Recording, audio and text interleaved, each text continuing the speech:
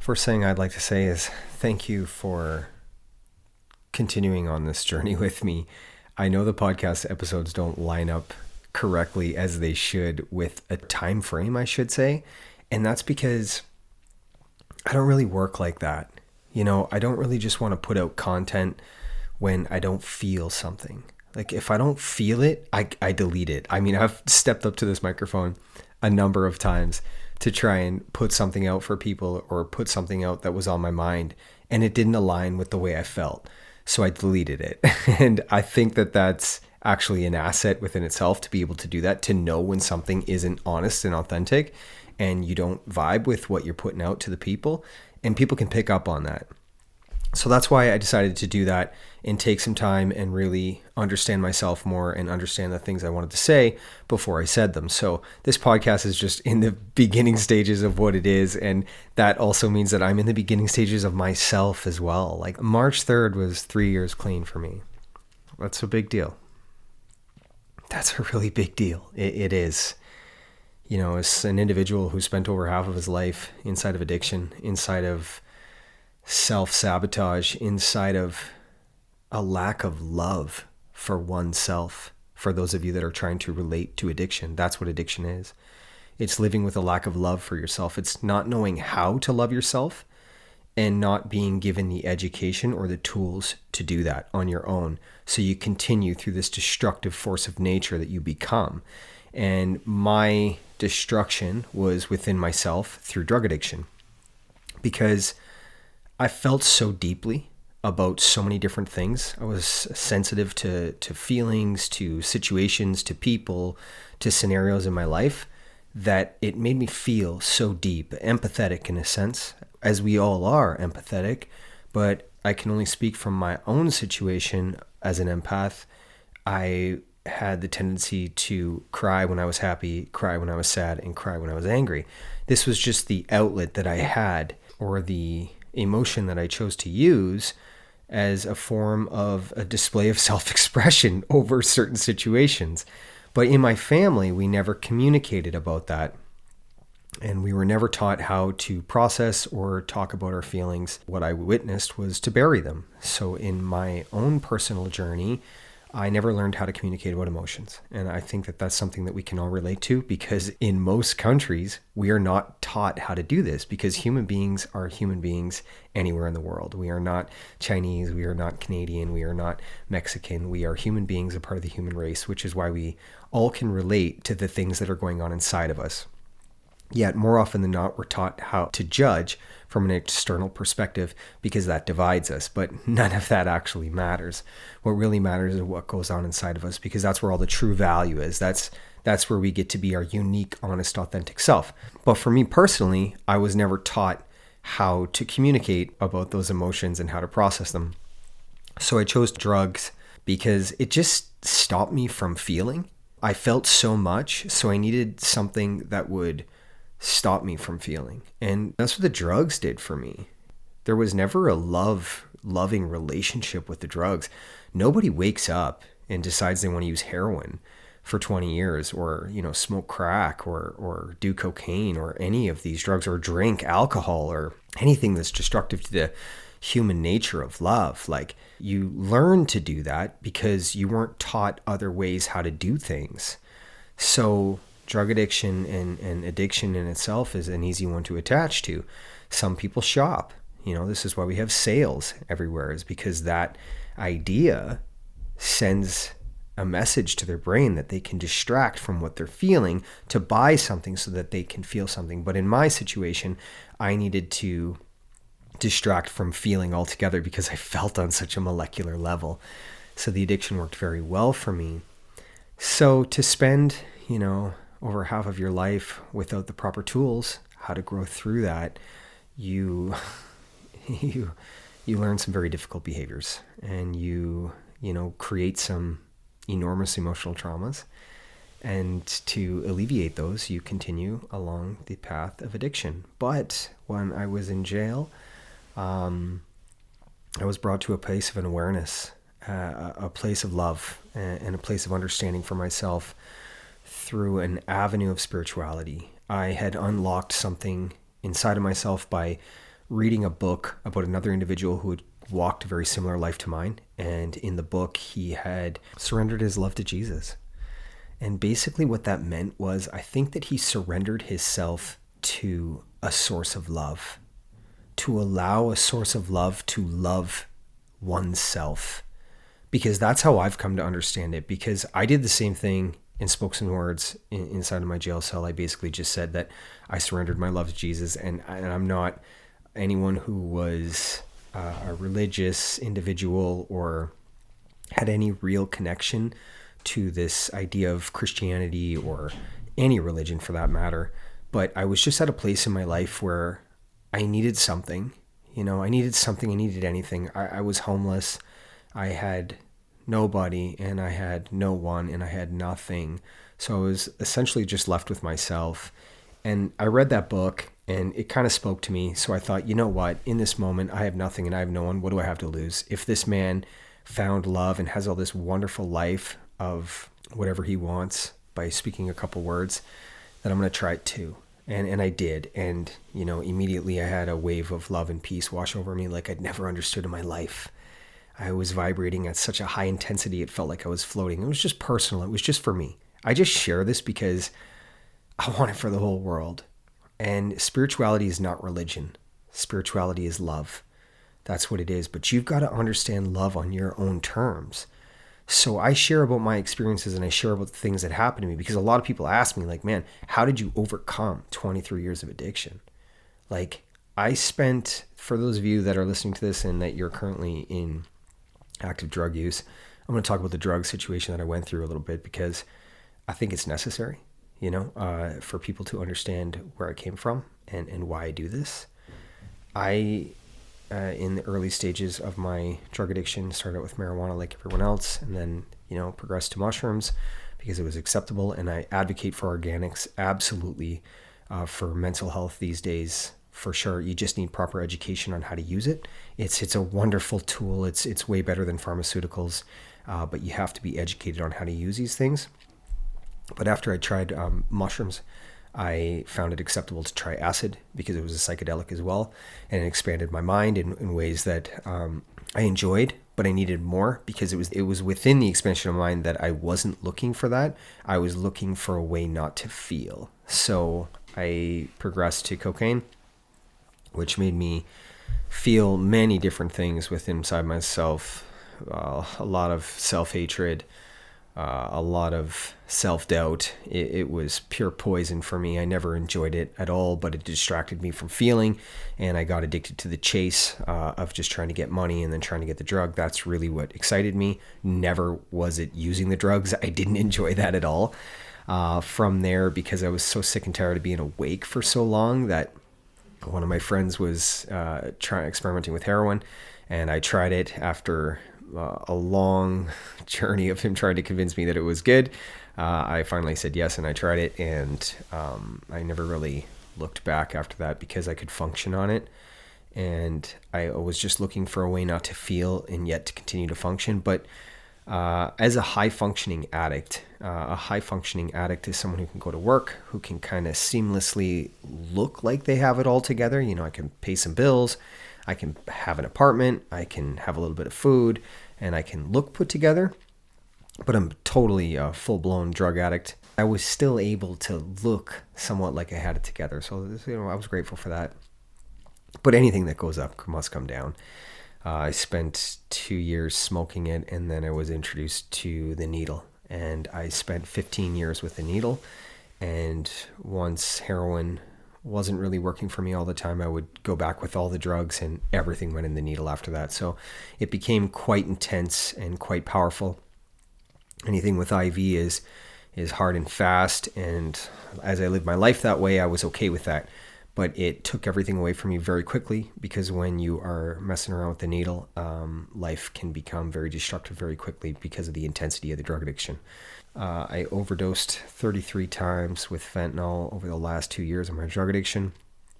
So I shouldn't be here, I am here, and I'm here for a reason, and I believe it's for me to be here to talk about the things that happened to me. And I'm very grateful for, the way I look. I'm still have everything in the right places. because I know many individuals that have been in addiction for quite some time have lost all their teeth, and a great deal of their health deteriorates that they can't come back from. So I'm very grateful to be in the position that I'm in, but I don't take that for granted. It's like, hey, you came through this, you got to do something with it. So that's how I approach this whole thing. And it's within that approach that I need to become honest, right? So I've taken a step back from time to time because I go within myself.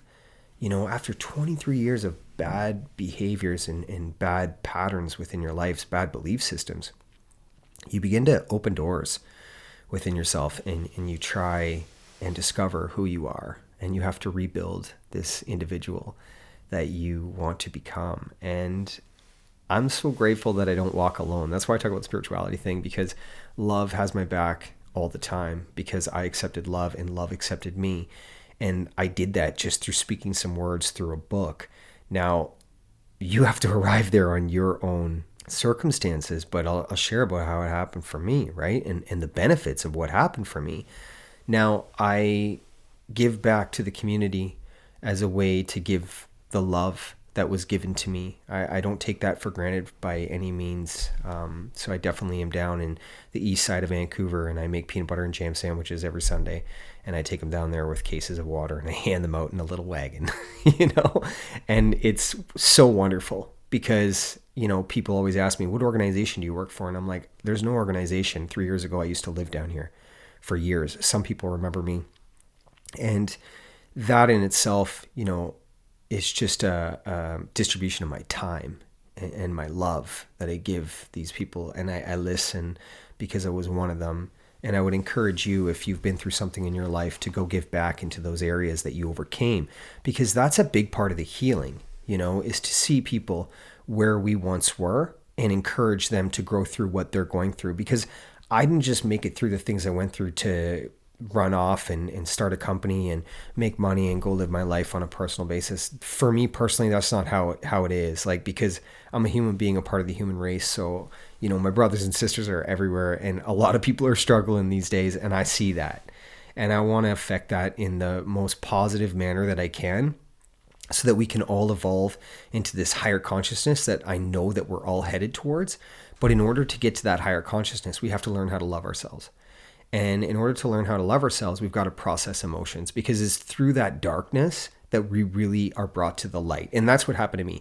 My entire journey up until this point was my greatest asset.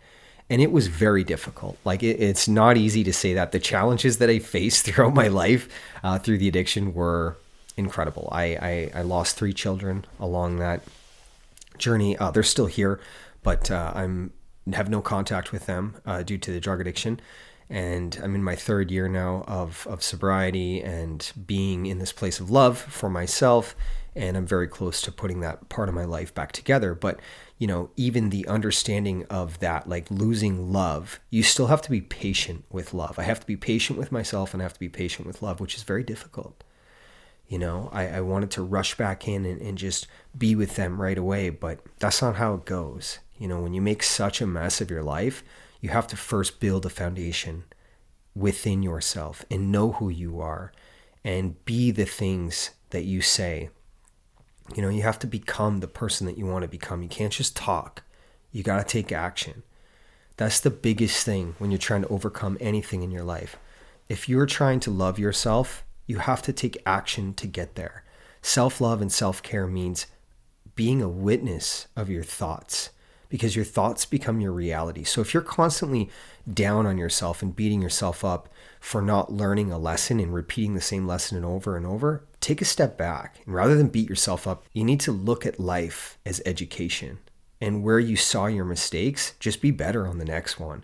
There's no point in putting yourself down all the time. That just leaves you in a darker space. You just have to celebrate the little things, celebrate the little milestones, the positives that you overcome, and really shift your perspective and focus on the positives.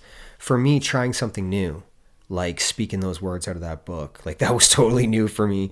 Somebody asked me, they said, do you think that you would have overcome your addiction without speaking those words and accepting spirituality? To be honest with you, I don't think I would have. Just because I walk with it as it's one with me. this spirituality, this love, it's so incredible. It's a connection to everything and everyone within yourself. It's like this source, like this infinite source of wisdom, of love, of understanding, of connection. Like, it's so much more than this idea we've been led to believe is life. And that idea, what I'm talking about, is materialism, entitlement through jobs. And what I mean by that is people that have been called to a certain purpose. Let's say a doctor, for example. You're called to that job. It's not an easy job. It's a purpose in life. But when you do something for a paycheck and you wake up and you have to do it every single day, the inspiration and passion that once was there, designed to be purposeful, is now taken away from you by the objective of a paycheck. You're so overworked and underpaid, and that's the value. The value comes through the paycheck that you kind of just forget why you got into it. And that's why a lot of people lose inspiration and passion for what they do. It's because it becomes a job. So there's a sense of entitlement when we get titles, right? But really, little pieces of white paper on the wall just tell us that we're an employee. Education is meant to be free for everyone.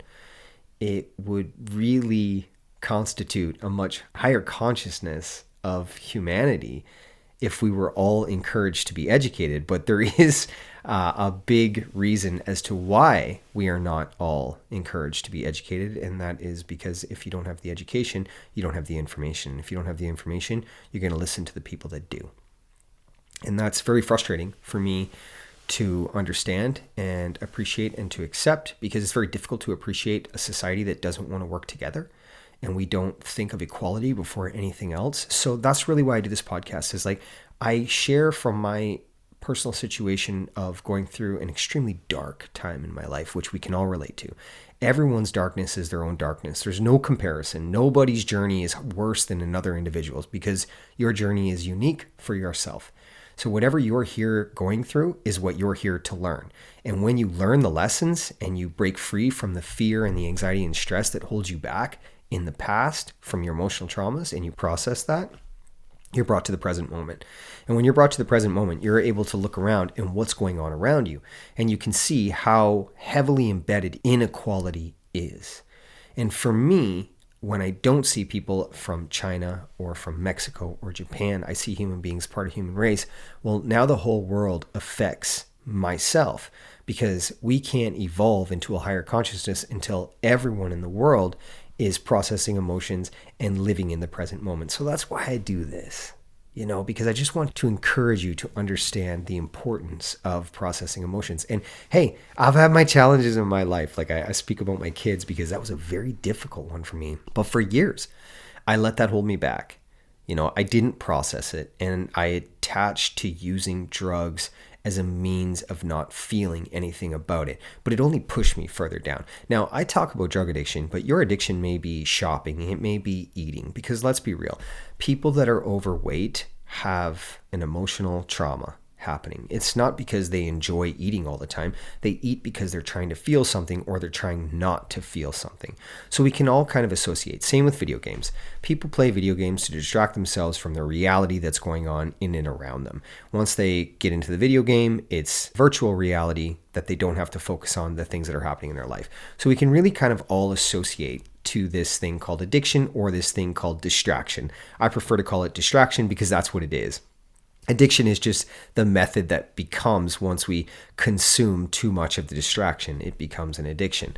And now you're stuck inside of the addiction, which is even better for those people that are trying to distract, because now you can only focus on the addiction.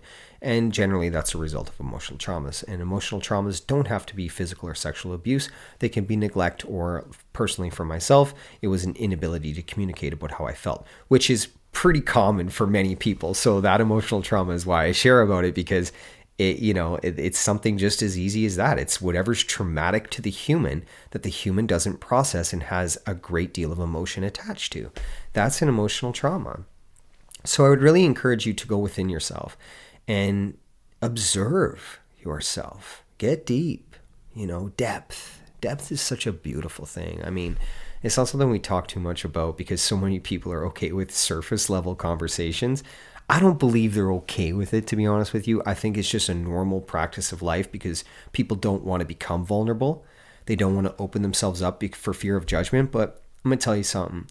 If you're trying to grow, vulnerability is everything. It allows you to speak your truth without any fear of judgment. You've got to really take that back into your own life and understand that there's 8 billion people on the planet. If the little circle of people that you have come to know as your friends are judging you based on the things that hold you back, you need a new circle of friends. And there might be a period of loneliness that comes within this journey of self-discovery because the people that you thought you knew are actually not there for you. Then just sit with that loneliness, because it's a beautiful time to just really reflect on yourself and the people around you. And don't worry about being accepted, because you're going to accept yourself. And once you accept yourself, you don't need nobody. And I would really encourage you to begin by accepting spirituality and opening love up within yourself and asking love to come into your life in however you feel, the manner that you want to do it. There is no right or wrong answer for asking love to come into your life. Just open your heart chakra. And by doing that, just ask. Just ask to open the heart chakra and have love come into your life and sit with that. And that's a great way to start. You know, if you're looking for a way or if you're not knowing how to do it, that it's simple. It's not complicated, and it's very personal. So it's however you want to do it. I mean, when we're talking about love, love is the most powerful thing on the planet, and that's why I talk about it. This is why media outlets don't talk about it. This is why it's constant directive and narrative to feed you a fear-based agenda. Because if you're afraid all the time, you can be controlled. And let's be real, right now there's a lot of control going on in the world by people who shouldn't have this power. And I want to remind you of that, remind you of your power. And by doing that, I'm going to remind you of love, because love is how you came into this world. You came in such a powerful human being. And don't think that you're so far removed that you can't get back to that. Because as an individual who faced 23 years of addiction and spent time on the street and was in jail, hey man, I took my power back.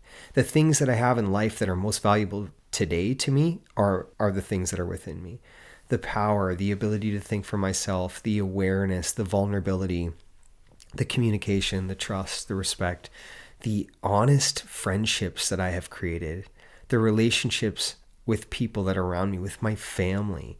Like my family and I, we were not good for quite some time because I was very difficult. You know, I was an addict, right? So I constantly beat my mother down for money, and she constantly gave it to me. Which, anyone listening to this, if you have an addict for a child, please stop giving them money. It wasn't until my mother stopped giving me money that I was really able to hit the lowest point that I needed to hit in my life, and it brought me to the light. As long as somebody's there enabling your journey, you're never really going to get over it, because somebody's always feeding you to feed the addiction. Of course you care for them, of course you love them, and you don't want your son, child, family member out there suffering on the street, but the suffering has to happen because it's their suffering. It's not yours. You choose to suffer along with them because you think it's the best thing for them, but it isn't. I'm here to tell you that. And my family and I have all come to an agreement that we will share about my journey very honestly and very openly, because we want to help other people. I mean, you don't take 23 years and not learn something, right? Like, we were in Earth School, all of us, and we learned a great deal of challenging lessons. So, you know, it has to be for something. So that's why we share about this kind of thing. And that's why I talk about what my family went through as well. And I think it's important, you know, for you to know that. I come from a wonderful family, like two very hardworking individuals that struggled for myself and my brother immensely. And I don't want that for anyone else. And drug addiction is becoming a distraction that many people are attaching to. And it's very common these days. So don't beat yourself up for that as well. Just try and communicate. The best thing you can give a child with addiction is love. Be there to understand that no matter what they need to talk about, that you're there to listen. Because that's really all I ever needed, was somebody to listen. But my parents didn't know how to talk to me. And that's very common as well. And you don't have to be parents. You could be a loved one. It could be a relationship, whatever it may be. Communication is key. But it takes two to communicate. So if the other individual is not willing to communicate, you have to give yourself space until that individual is ready to see correctly within themselves. And you'll be able to hear the words, and you'll be able to pick up on it. Use your intuition. Think from your heart mind please don't think from your mind when you're listening to a conversation from an addict, because addicts are very good at manipulating to get what they want. But if you listen to your heart when you're listening to an individual that's going through addiction, your heart will tell you whether it's true or not. And that's a big thing. I don't think we listen to our heart enough. I've practiced a great deal listening from my heart. And the reason I've taken these few weeks off here is because I've really been growing that within myself, this ability to speak and think from my heart. And it's not easy. The manipulation that we have had within our lives to be so judgmental of ourselves and others distracts us from listening to our heart mind. But I can tell you, it is such a beautiful release to listen from the heart mind and to speak from the heart mind. It's so peaceful. I want to talk a little bit about meditation, because meditation and yoga have been a wonderful part of my journey, but they were both extremely challenging over the last 3 years. And I'll tell you why they were extremely challenging, because when I approached them as if it was something that was just going to work for me, because the reason you get into meditation and yoga is because you see all these other people doing it and they have found this thing inside of it, right? So you want to try and get that within your life, but it's extremely challenging in the beginning because we have no information and we have no education, and it's something you do on your own. So it's something you have to discipline yourself to do. And anything that becomes work is usually work. So whenever I jumped into my yoga and meditation practice, it was really difficult because I didn't want to do it, because I had to struggle. And it was through that struggle that I didn't enjoy it. So because I didn't enjoy it, I couldn't see the benefits of it, because my mind kept telling me that it's difficult, I don't want to do it, which is very common in our everyday lives. So meditation and yoga taught me that. And that was a beautiful lesson. And they don't talk about that within meditation and yoga, like to see this struggle, to see the challenge as being a wonderful part of the practice. But I encourage you to see that, as well as with meditation. You lay down with meditation. The first time, your mind is going 50 million different directions. I mean, to try and focus on nothing is extremely difficult. But that's the beautiful part of meditation. That's the first bit of the practice, is to observe, is to become a witness of your thoughts. Not to try and fight them, and not to get angry at yourself that you can't meditate. That is meditation. Meditation is just becoming aware in the present moment. And if you're just observing how many thoughts are going through your mind, that's a beautiful place to begin, because every day you'll be able to focus on your thoughts a little more. And that's a wonderful place to start self-love and self-care, because like I said before, the thoughts shape our reality. So we tend to slow down and think before we speak about the things that really align with us. I centralize love at the beginning of every day. That way, before I speak or before I jump into an emotional reaction, I remember that I'm connected to everyone and everything. And that's important, right? It's really important to have an intention for the day, because it slows you down. You're no longer on autopilot. And many of us are just on autopilot. It's like wake up, work, eat, sleep, repeat. Throw kids in there, throw running around. It's like, at what point do we get a little bit of time for ourselves? But you've really got to discipline yourself to have at least 30 minutes of your day for you. And that's another wonderful thing that I learned about meditation and yoga that really helped me. After I tried so many times, I just learned every time that I didn't get it, I learned something new, so that when I practiced the next time, hey, I took that little piece of education and I applied it into the next attempt, just like in my life, with my thoughts and looking at life as education. I do that with everything. So when I stepped up for the practice of yoga, I looked at yoga as being my time. Like it was a time for me to understand my body, to appreciate my body. I mean, my body carries me throughout the day, every day. It's the vessel that gets me around and lets me get things done, right? But if I don't appreciate that body by taking a few minutes to stretch it out, of course the stretching is difficult because we haven't been taught how to do it. And it's not valued. So every time I was stretching something, I went slow. I started out with the beginner episodes. I currently personally listen to Breathe and Flow. On YouTube, you can check them out. They've got wonderful beginning programs, and they're super calm, they're super chill, and they just teach in a very adaptable manner. So that's how it began with me. But then I started to absorb the benefits of stretching, and I started to think like, okay, man, this isn't yoga. This is 30 minutes for myself, right? And what am I doing within these 30 minutes? I'm learning about parts of me that need to be stretched out because I'm not taking care of those parts of my body. And I enjoy that. I enjoy taking and learning about my body and growing with my body because I'm one with it. You know, I'm not better than it. That's something you come to observe. The food you're starting to put into the body, you start to appreciate everything a little more. I quit smoking because I didn't want to affect my body in a poor manner anymore. It just didn't align with me. And that's been incredible in itself, you know, to quit smoking and really just give yourself so much love and attention because you value something. It really has a wonderful way of growing into something beautiful. And you know, mind, body, soul, man, like it's a pyramid of love, and it's a pyramid of success. And success is defined by what's going on inside of you, not external from you. I don't care how big your bank account is. I don't care how many houses you got or cars or jobs or whatever this is. Everything that matters is inside. Because I know a lot of people that have money, but they got nothing going on inside of them, right? Their health is poor. Their personal attitude is poor. They don't care about other people.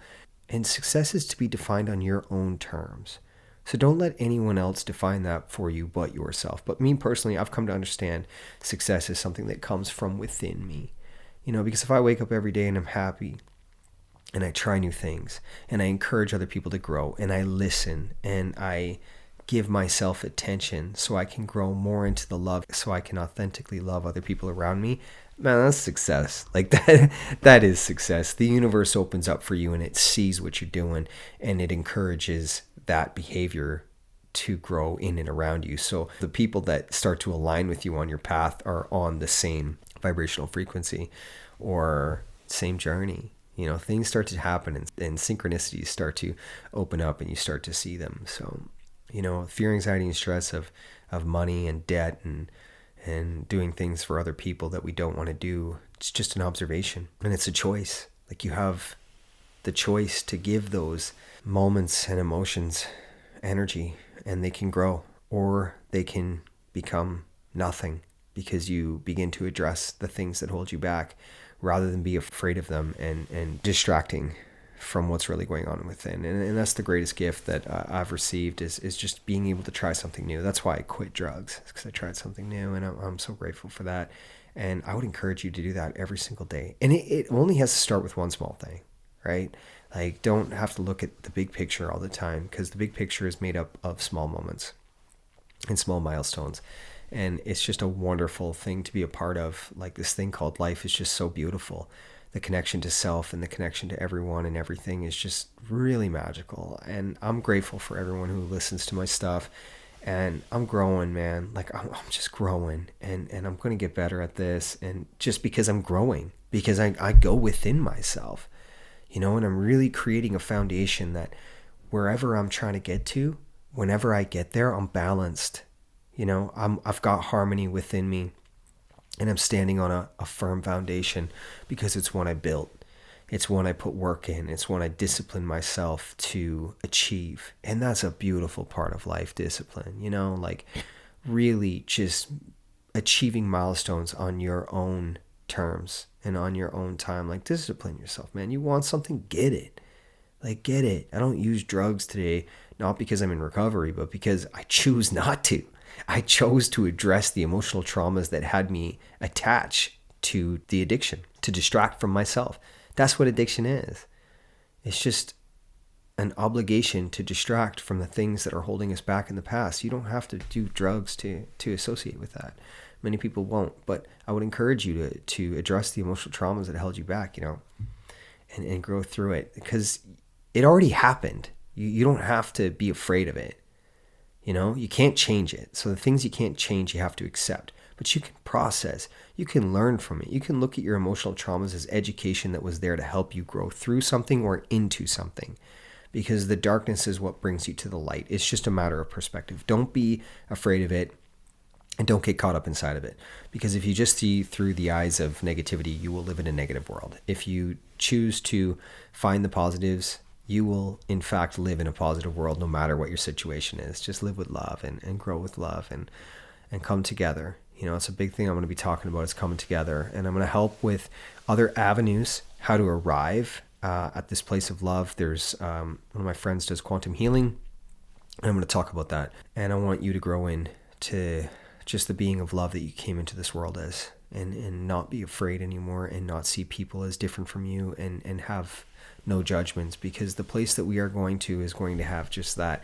The times seem dark right now, and they are, but the darkness always brings us closer to the light. So just enjoy the moment, enjoy the ride, and remember that all of this is for something. I appreciate everyone listening to this, and I just appreciate you so much, because I know you're appreciating yourself by listening to the episodes and by listening to the things I have to talk about, and things, other people that talk the way I do. It's a beautiful thing. You're growing and you're becoming aware that there's something more. And if my journey shows you some of that, I'm so grateful for that. So much love. And as always, my social media is Real Talk for an Unreal World. That's the Facebook, the Instagram, and the YouTube. And TikTok. I got this TikTok thing now because that's what people are doing. But man, I suffer with that social media stuff. Like, it's not for me. It's just not. I really struggle with giving it time, because I just love living in the moment, and I love like just living life. Like, it's connections, human connections are so much more to me than trying to connect on a little device that, yes, I know is worldwide, and that's why I put the videos up, but that's all I really do with it, because I love the world, right? Like, and I travel, and I put myself out there, and I just want to meet the people, but for sure. And that's why I do the podcast, so we can distribute it this way. But the social media entities that are out there that consume so much of our time, they're really difficult for me. So forgive me if like that isn't where you think that it should be, because I'm just not that guy. I just don't do things for other people, and I don't try to be relevant, and I don't try to like appease that kind of thing. It's not for me, and I would encourage you not to do that as well. Like, you don't have to sell yourself to nobody, man. Just be real, just be yourself, and enjoy life, you know? Like, people want to accept you, they'll accept you for you, not for what you put on your social media, right? So my Twitter is realtalk4unreal, and my email is realtalkforanunrealworld@gmail.com. Hit me up. You got questions. Like, if you're on a journey and you're trying to get through something, you know somebody who's got addiction or mental health. I mean, I'm here. I listen. This is what I do. My journey's for something. I'm for something. I'm not my job. I'm not my bank account. I'm a human being, a part of the human race. So to me, that means I'm here to connect, and we're here to share our experiences to help each other grow through experiences. So never feel like you can't hit me up, and if you got some questions or something going on. And much love. Like, I appreciate all of you for taking the time to get this far. So thank you so much.